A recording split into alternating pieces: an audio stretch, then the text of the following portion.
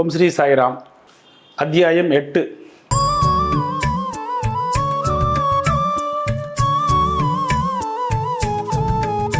பாயாஜபாயோடைய சேவையும் நம்பிக்கையும் வியக்கத்தக்கதாகும். இந்த அம்மா என்ன பண்ணுறாங்க, ஒவ்வொரு நாளும் மதியம் காட்டிலையும் மேட்லேயும் அலைஞ்சு திரிஞ்சு பாபாவை கண்டுபிடிச்சி உணவை பலவந்தமாக உண்பிக்க வச்சிடுறாங்க. பாயாஜபாயோடைய தவம், சேவை, உபாசனை இந்த மூன்றில் நம்ம எதை சொல்லி அழைச்சாலும் பாபா இந்த சேவையை தன் வாழ்நாள் இறுதி மூச்சு வர மறக்கலை. அந்த அம்மா செஞ்ச சேவையை மனசில் வச்சுட்டு பாபா அவருடைய பையனுக்கு அபார அளவில் உதவி செய்கிறாரு. இந்த அம்மாவும் அந்த பையனும் அவங்களுடைய கடவுளான பக்ரி மீது மிகுந்த அன்பும் நம்பிக்கையும் வச்சுருக்காங்க. பாபா அவங்கள்ட்ட அடிக்கடி சொல்கிறது, ஆண்டித்தனமே நிலையான பிரபுத்தன்மையாகும், ஏனெனில் அது எப்போதுமே நிலைத்திருக்கிறது. புகழ்பெற்ற பிரபுத்தனம் அப்படின்னா செல்வமெல்லாம் நிலையற்றவை. கொஞ்ச நாளுக்கு அப்புறம் பாபா என்ன பண்ணுறாருன்னா, இந்த காடு மேடுலேருந்து சுற்றி அலையிறதெல்லாம் விட்டுட்டு கிராமத்திலே வசிக்க தொடங்கிறாரு. அதிலிருந்து பாபா தன்னுடைய உணவை மசூதியிலே சாப்பிட ஆரம்பிச்சிடுறாரு. இந்த நேரத்துலேருந்து பாயாஜபாயோடைய காடுகளில் சுற்றி திரிகிற தொந்தரவுகளுக்கெல்லாம் ஒரு முடிவு வந்துடுறது. எவர்களின் உள்ளத்தில் வாசுதேவர் உரைகிறாரோ அந்த ஞானிகள் மிகவும் ஆசீர்வதிக்கப்பட்டவர்கள். இந்த ஞானிகளின் கூட்டுறவை பெற்றவர்கள் மிகவும் அதிர்ஷ்டசாலிகள். அப்படித்தான் பாபாவோட மகள்சாபதி தாத்தியா கோட்டை பாட்டில் 2 பேரும் பாபாவோட தினமும் இரவில் தூங்குறது வழக்கம். பாபா இவங்க 2 பேரையும் சமமாக நேசித்தார். இவங்க மசூதியில் எப்படி படுப்பாங்கன்னா, கிழக்கு மேற்கு வடக்கு நோக்கி தங்கள் தலைகள் ஒன்றா இருக்கிறபடியும் கால்களும் ஒன்றா சேர்றபடியும் படுப்பாங்க. தரையில் விரிப்பை போட்டு 3 பேரும் படுத்துன்னு இருப்பாங்க. அரட்டை அடிச்சுட்டும் நள்ளிரவு வரைக்கும் வம்பு பேசிட்டும் தூங்கி கொண்டிருப்பாங்க. இதில் யாருக்கேனும் தூக்கம் வர ஆரம்பிச்சிருதுன்னு வச்சுக்கோங்களேன். உதாரணத்துக்கு தாத்தியா கோட்டை பாட்டிலுக்கு குரட்டை விடுவார்.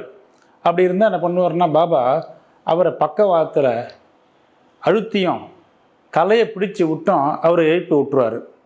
மகள்சாபதிக்கும் நல்ல தூக்கத்துக்கு போயிட்டாருன்னு வச்சுக்கோங்களேன், அவரில் கட்டி பிடிச்சும் மாற அமுக்கியும் கால்களை உதைச்சும் அவரை எழுப்பி விட்டுருவார்.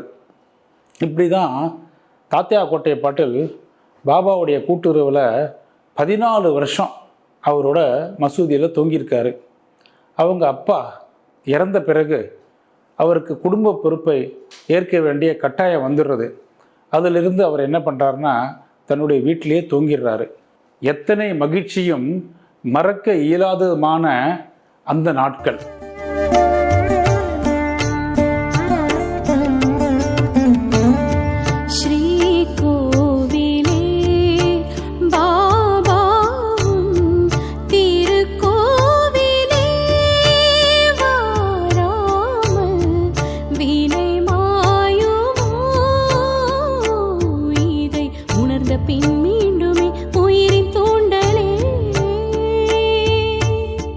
ரகதாவைச் சேர்ந்த குஷால் சந்த், ஷிரடியைச் சேர்ந்த கணபதி கோத்தே பாட்டில் அப்படின்றவரை பாபா ரொம்ப விரும்புவார்.